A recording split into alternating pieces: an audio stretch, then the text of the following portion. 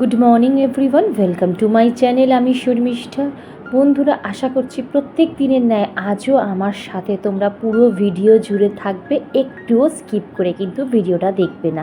তার সাথে সাথে আর একটা রিকোয়েস্ট করি বন্ধুরা, যদি ভিডিওর কোনো অংশ বা আমাকে তোমাদের এতটুকু ভালো লেগে থাকে তো প্লিজ চ্যানেলটা সাবস্ক্রাইব করে আমার পাশে থেকেও লাইক করো, শেয়ার করো, আর একদম কমেন্ট করতে কিন্তু একদম ভুলো না। তো বন্ধুরা, এখন অনেকটা সকাল সকাল গাছে জল দিয়ে তারপরে চলে এসেছি কিন্তু এই গাছ ছাদের যে সিঁড়িগুলো আছে সেইগুলো পরিষ্কার করতে। প্রত্যেক দিন হয় না বন্ধুরা পরিষ্কার করা, সপ্তাহে দুটো একটা দিন কিন্তু আমি এই সিঁড়িগুলো পরিষ্কার করি। কারণ এই সিঁড়ি দিয়েই তো আমরা ওঠানামা করি, আবার ঘরেই ঢুকি, না হলে ঘরগুলো না খুব নোংরা হয়ে যায়। তার সাথে সাথে দেখো সামনের জায়গাটাকেও একটু পরিষ্কার করে নিলাম। সামনের জায়গাটা পরিষ্কার থাকলে না দেখতেও ভালো লাগে, আর হাঁটাচলা করতেও কিন্তু খুব সুবিধা হয়, ভালোও লাগে। আর এখানে আমরা কি বলতো, যখন পারি তখন একটু চেয়ারটা নিয়ে বসি, যখন হাওয়া দেয় বলো বা একটু মেঘলা ওয়েদার বিকেলের দিকে কিন্তু চেয়ারটা নিয়েও আমরা বসে থাকি। তো দেখো নিচে দুধ দিয়ে গেছে, সেই দুধটা নিয়ে চলে এসেছি কিন্তু বন্ধুরা সিধা রান্নাঘরে। আর দুধের প্যাকেট কিন্তু আমি খুব ভালো করে আগে ধুয়ে নিই। তারপরে ভাবলাম রান্নাঘরটা একটু ডাস্টিং করে নিই। আমি তো মোটামুটি সপ্তাহে 2-3 দিন ডাস্টিং করি, তো আজকে যেহেতু ডাস্টিং করার দিন তো রান্নাঘরটাও কিন্তু একটু ভালো করে ডাস্টিং করে নিলাম। তারপরে দেখো সকালে যেটা আমার হেলদি মর্নিং রুটিন তোমাদের সাথে সবসময় আমি শেয়ার করি, কিছু না কিছু আমি আগের দিন রাতে ভিজিয়ে রাখি। যেহেতু এখন প্রচণ্ড পরিমাণে গরম পড়েছে, আমি এখানে মিশ্রি, মেথি, মৌরি ভিজিয়ে রেখেছিলাম আগের দিন রাতে। সেটাই আমরা সবাই সকালবেলা ঘুম থেকে উঠে কিন্তু 1 গ্লাস করে খেয়ে নিই। আর দেখো এখানে আমার মেয়ের জন্য দুধ জাল দেওয়াও হয়ে গেছে, ও যাবে পড়তে, ওই জন্য তাড়াতাড়ি করে ঘুম থেকে উঠে দুধের মধ্যে কিন্তু বন্ধুরা কেশরটা মিশিয়ে রেখেছি। আর তোমাদের বলি, যতক্ষণ ধরে কেশর দুধে মেশাবে তত কিন্তু ভালো। আর এখন যে ব্লগটা দেখছো, এখন কিন্তু আমার মেয়ে খেয়ে দিয়ে মানে পড়তেও চলে গেছে। তো আর যেটুকু জিনিস ছিল, আমি তো কিচেনে সবসময় যে জিনিসগুলো বার করি আগে আগে ঢুকিয়ে রাখার চেষ্টা করি, তাহলে না আমার সুবিধা হয়। সব কিছু নিয়ে যখন আমি একসাথে কিচেনে রাখি তখন আমার না রান্না করতে খুব অসুবিধা হয়। যেহেতু আমার কাউন্টার টেবিলটা খুব ছোট, যেই আমার কাজ কমপ্লিট হয়ে যায় সঙ্গে সঙ্গে কিন্তু আমি কন্টেনার বলো বা গামলা, দুধের গামলা টামলাগুলো সব আবার আমি ফ্রিজে স্টোর করে রেখে দিই। আর কথা বলতে বলতে দেখো বন্ধুরা আমার সোফাটাও কিন্তু অ্যারেঞ্জ করা হয়ে গেছে। আর বন্ধুরা, আজ আমি ব্লগটা স্টার্ট করেছি একটু মন খারাপের মধ্যে দিয়েই বলতে পারো। 3-4 দিন বোনটা আমার কাছে ছিল, তো আজকে ও চলে যাবে, তাই সকাল থেকেই না মনটা আজকে খুব খারাপ লাগছে গো। আবার কতদিন পর দেখা হবে, সেই হয়তো আবার সেই পুজোতে আসবে। অনেকটা দূরে ওর বিয়ে হয়েছে, মানে শ্বশুরবাড়ি যেহেতু অনেকটা দূর, তাই খুব একটা যাওয়া হয় না। ওই যখন বোন আসে তখনই হয়তো আমরা একসাথে হই।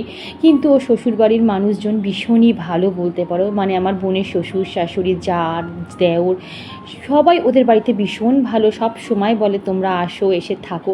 কিন্তু কি বলো তো, ওই যে দূরে বলো, আর আমার মেয়েটাও তো এখন বড় হচ্ছে, ওই জন্য না সব সময় যাওয়াও হয় না আর থাকাও হয় না।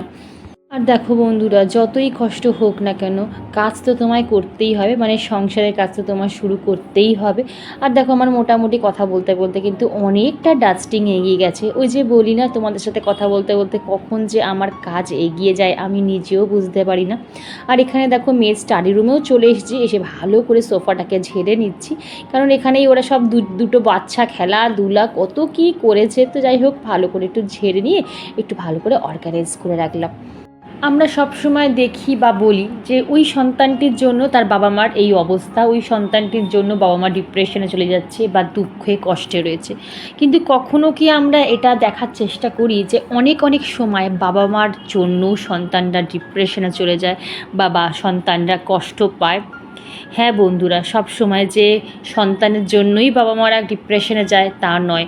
অনেক সময় বাবা মার জন্যও কিন্তু সন্তানরা ডিপ্রেশনে যায়। আমি নিজের চোখে দেখেছি, পরপর দুটো সন্তান, মেয়ে সন্তান হয়েছে বলে ছোট মেয়েটিকে দিনের পর দিন অবহেলিত হতে হয়েছে, তাকে দূরে সরিয়ে রাখা হয়েছে। তার বাবা মা হয়তো চেয়েছিল ছেলে সন্তান, মানে সেকেন্ড চাইল্ড ছেলে হোক, বাট ভগবান তাকে মেয়ে দিয়েছে। তাই জন্য কিন্তু সেই মেয়েটিকে সব সময় তারা নেগলেক্ট করে, অবহেলিত করে, তার কোনো কেয়ারই করে না।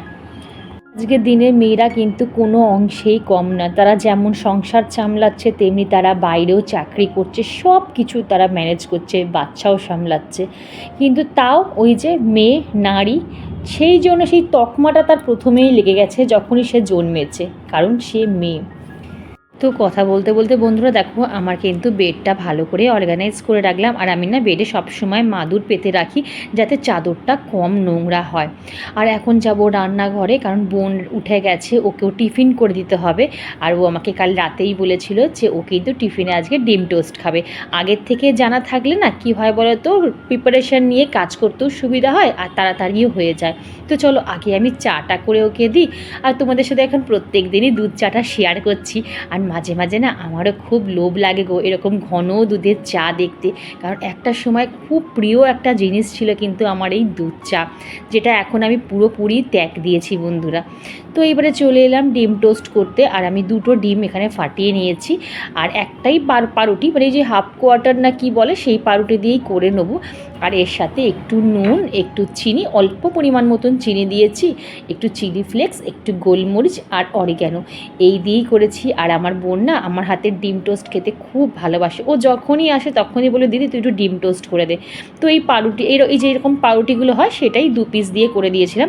তো চলো বন্ধুরা দেখো এইবারে তেলটা গরম করে আমি কিন্তু এর মধ্যে দিয়ে দিয়েছি, আর যে ব্যাটারটা ছিল সেটাও তার উপরে দিয়ে দিয়েছি। আর দেখো মোটামুটি কিন্তু আমার ডিম টোস্ট করা কমপ্লিট হয়ে গেছে। এইবারে দুটো পাউরুটিকে আমি 4টে টুকরো করে নিলাম। যদি পিকু খায় তো খাবে, কারণ পিকুরা তো ঘুম থেকে উঠে ওরা তো ছাতু কমপ্লেন খেয়েছে, তো বাচ্চা মানুষ তো ওদেরও তো হয়তো মন চায়, তখন ওদের 1 পিস করে দেওয়া হবে। আর তার ওপর দিয়ে কিন্তু একটু সস ছড়িয়ে দিলাম। ডিম টোস্ট কিন্তু সস দিয়ে মানে টমেটো কেচাপ দিয়ে খেতে খুব ভালো লাগে। আর আমি বোনকে বললাম যা আয় টেবিল চেয়ারে আয়, আগে ডাইনিং টেবিলে আয়, তোকে আমি খেতে এটা দিয়ে দিই, কারণ এগুলো গরম গরম খেলে না এর টেস্টটাই কিন্তু আলাদা হয়। বন্ধুরা আমার বোনের মুখের হাসিটা দেখে তোমরা কি বুঝতে পারছো কতটা পরিমাণে খুশি। আসলে কি বলতো, ঘুম থেকে উঠেই যদি কারোর মুখের সামনে এরকম তার প্রিয় খাবার ধরা যায় তাহলে বোধহয় প্রত্যেকটা মানুষই খুশি হয়, তাই না বলো বন্ধুরা। তারপরে আবার চলে এলাম রান্নাঘরে লাঞ্চে প্রিপারেশন করতে। এবার না ফ্রিজে দেখলাম কয়েক পিস চিলি চিকেনের পিস ছিল, মানে চিকেনের পিস ছিল। তো সেইটাই ভাবলাম আজকে বাচ্চাগুলোর জন্য করে দিই। খুব জোর কটা থাকবে, 9টা থেকে 10টা পিস ছিল। আর বাচ্চারা দেখবে মাছের থেকে না মাংসর আইটেম খেতে খুব ভালোবাসে, তো আমাদের তো মাছ ছিলই। তো ভাবলাম না বাচ্চা দুটোর জন্য একটু চিলি চিকেন করে দিই। আর পিকুরানিটা আজকে বাড়ি চলে যাবে, ও চিলি চিকেন খেতে খুব ভালোবাসে, তো ম্যারিনেট করাও হয়ে গেছে। চিলি চিকেন করার সময় যদি একটু আগে থেকে ম্যারিনেট করা রাখা হয় তাহলে চিকেনটা খুব সফটও হয় আর খেতেও ভালো লাগে। আর দেখো এখানে আমার কিছু কাজ বাকি ছিল, মানে ব্লগিংয়ের ক্ষেত্রে কিছু কাজ বাকি ছিল, সেইগুলোই লিখে রাখছি। কি বলতো আমি না আগে থেকে কি টপিক নিয়ে আলোচনা করব, বা আমার যদি হট করে কোনো কিছু মনে পড়ে আমি না সঙ্গে সঙ্গে সেটাকে নোট ডাউন করে রেখে দিই, তাহলে না আমার ব্লগিং করতে বলো বা ভিডিও করতে কিন্তু অনেকটা সুবিধা হয়। বলতে পারো এটা কিন্তু অনেকটাই গুড হ্যাবিট। পাম্পা ওষুধ খেয়েছিস? দুটো ওষুধই খাওয়া হয়ে গেছে তো? আর এখন কি পড়ছিস? সিভিক্স পড়ছিস? আজ সন্ধ্যেবেলা পড়াচ্ছি তো বিকেলবেলা? আর আপনি কি করছেন পিকুরানি? কি খেলছো মা? বাবা এত ছেলে মেয়ে বার করেছিস? ছেলে। এটা ছেলে এটা মেয়ে নাকি? না এটা ছেলে। দুটোই ছেলে? না এটা মেয়ে এটা ছেলে। হ্যাঁ? এটা মেয়ে এটা ছেলে। সবাই মেয়ে। এটা সবাই মেয়ে? না রে এটা ছেলে। আরে সবাই মেয়ে। সবাই এদের মেয়ে? মাথাটা দিদি ঢাকা। ঠিক আছে থাক। ও ঠিক আছে খেলো বাবা। জল খেয়েছো পিকু? জল খেয়েছো? আরে কতবার খাবো জল? বেশি করে জল খেতে হবে, গরম মা। ঠিক আছে যাও। তো বন্ধুরা চলে এলাম দেখো ফ্রিজটাকে একটু পরিষ্কার করতে। তবে ভেবো না ফ্রিজটা আমি ডিপ ক্লিন করব, কারণ ফ্রিজ যদি ডিপ ক্লিন করতে হয় মিনিমাম 30 থেকে 45 মিনিট কিন্তু সময় লাগে। আর আমার হাতে কিন্তু বন্ধুরা আজকে এতটা সময় নেই, রান্নারও চাপ রয়েছে বুঝতে পারছো। তবে হ্যাঁ আমি যেখানে যখনই যে নোংরাটা দেখি সঙ্গে সঙ্গে পরিষ্কার করে নিই বলে আমার সব কিছুতে কিন্তু ডিপ ক্লিন সেটা কিন্তু করতে হয় না বন্ধুরা।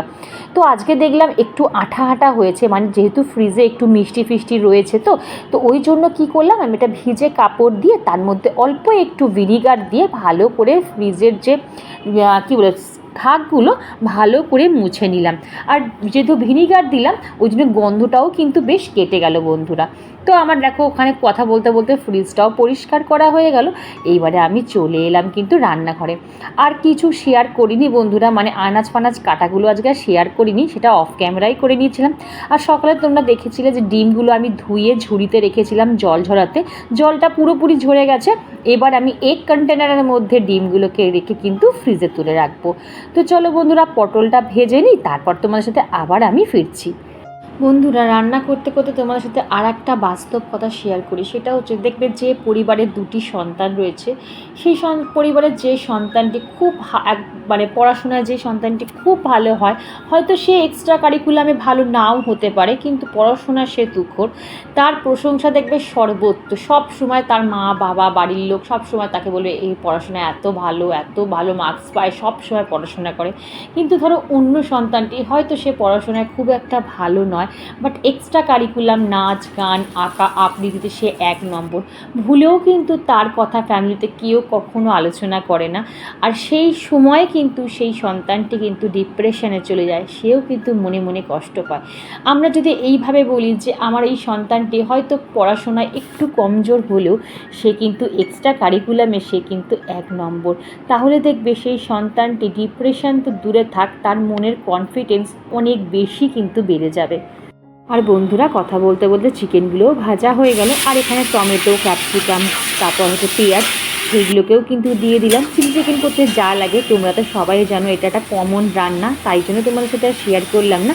আর এখন এখানে দিয়ে দিলাম রসুন বাটা, একটু কাশ্মীরি মির্চ, হলুদ, নুন, যেটা যা লাগে পরিমাণ মতন। আমি কিন্তু কোনো রকম সোয়া সস ইউজ করি না, কারণ সোয়া সস বলো এই সস ফস বেশি খাওয়া ভালো না। একদম টমেটো, এই যে হট অ্যান্ড সুইট ম্যাগি যে হট অ্যান্ড সুইট কেচাপটা থাকে, আর তার সাথে একটু ভিনিগার অ্যাড করে কিন্তু আমি চিলি চিকেনটা করেছিলাম। বন্ধুরা, ঝালটা বলতে পারো একদম কম দিয়েছি, যেহেতু বাচ্চারা খাবে। আমার মেয়ে ঝাল খেতে পারলেও পিকু কিন্তু এতটুকু ঝাল খেতে পারে না, ওই জন্য 2-3টে কাঁচা লঙ্কা গোটা গোটা দিয়েছিলাম। আমার মেয়েকে বলেছিলাম তোর যদি তোর ঝাল কম লাগে কাঁচা লঙ্কাগুলো চিড়ে চিড়ে ভেঙে ভেঙে খেয়ে নিবি। আর উপর থেকে একটুখানি কিন্তু কাসুরি মেথি যেটাকে বলে সেটাকে দিয়ে দিয়েছিলাম। কোনো দিনও দিয়ে দেখবে বন্ধুরা, টেস্টটা কিন্তু খুব সুন্দর হয়। আর দেখো, কথা বলতে বলতে কিন্তু আমার চিলি চিকেনটাও রেডি, আর গ্রেভিটা কিন্তু বন্ধুরা খুব সুন্দর হয়েছে। তো বন্ধুরা, আর একটা পয়েন্ট তোমাদের সাথে শেয়ার করি, সেটা দেখবে যে সংসারে যে সন্তান বেশি ইনকাম করে বা বেশি টাকা তার মা বাবার হাতে তুলে দেয়, সেই সন্তানের কদরটা কিন্তু একটু হলেও বেশি। হয়তো কথাটা শুনতে খুব খারাপ লাগছে, বাট এটাই কিন্তু বাস্তব কথা বন্ধুরা। একটু ঠান্ডা মাথায় তোমরা ভাববে, বা আমার বন্ধুরা হয়তো আমার সাথে অনেকে সহমত হবে, আবার অনেকে হয়তো বিমুখও হবে। আমি বলি না যে সবার চিন্তাধারা কিন্তু এক নয়, বাট হয় বন্ধুরা, এটা আমি দেখেছি যে হয়, যে সন্তান একটু বেশি ইনকাম করে তার কিন্তু সম্মানটাই সংসারে একটু আলাদা থাকে, আর যে সন্তান একটু কম ইনকাম করে তার সম্মানটা কোথাও হলে একটু হলেও কিন্তু ঘাটতি পড়ে। আর একটা খুব ভাইটাল পয়েন্ট, সেটা আমি তোমাদের সাথে একটু পরে ডিসকাস করব। আর দেখো, মোটামুটি আমি চলে এসেছি ঘর দোরগুলো একটু অন্ধকার করতে। যা পরিমাণে বাইরের রোদ বন্ধুরা, আর থাকা যাচ্ছে না। আর এই গাছটাকে সকালে ভালো করে স্নান করে দিয়েছিলাম, সেটাকে তুলতে ভুলে গেছিলাম, তো সেটাকেও আগে তুলে দিলাম, কেন ওদেরও অনেকটা কষ্ট হয় এই রোদের মধ্যে থাকতে। আর দেখো শুধু রোদের পরিমাণটা দেখো, কী পরিমাণে রোদ উঠেছে। তো আবার চলে এলাম ঘরে বন্ধুরা, এসে ভালো করে রান্নাঘরে গ্যাসটা ভালো করে পরিষ্কার করে নিলাম, ওয়ালগুলোও ভালো করে পরিষ্কার করে নিলাম। এইটা আমি প্রত্যেক দিন করি বন্ধুরা, এমন একটা দিন নেই যে আমি রান্নাঘরটা এইভাবে পরিষ্কার করি না। এই পরিষ্কার করি বলেই না আমার রান্নাঘর এত পরিষ্কার, এত টিপটপ থাকে। তো দেখো, কথা বলতে বলতে কিন্তু আমার গ্যাস ওভেনটাও পরিষ্কার করা হয়ে গেছে, ওয়ালগুলোও পরিষ্কার করা হয়ে গেছে। আর এখন দেখো কত সুন্দর আমার কিচেনটা লাগছে। আর আমি মোটামুটি পরিষ্কার করতে করতে আমি না সুইচ বোর্ডগুলো একটু একবার করে মানে ক্লিন করে নিই। কেন বলো, সবসময় তেল হাতে বলো মশলা হাতে আমরা ওই সুইচ বোর্ডটাকে ধরছি একটা। আর এদিকে দেখো মা, মানে আমার শাশুড়ি মা, উনি গাছ থেকে ফুলগুলো পেড়ে নিয়েছে, কারণ আমি তো এখনও মাথায় শ্যাম্পু দিতে পারিনি, আমি পুজোই করতে পারবো না। আমরা যে কোনো একজন পুজো করে নিই।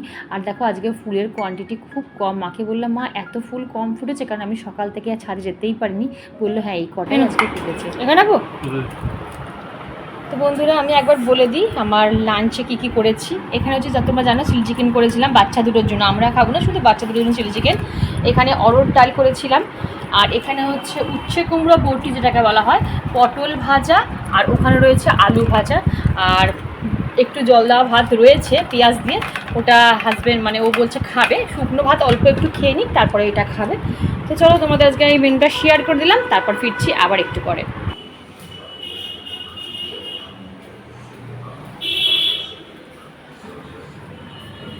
কোনটা দেবো?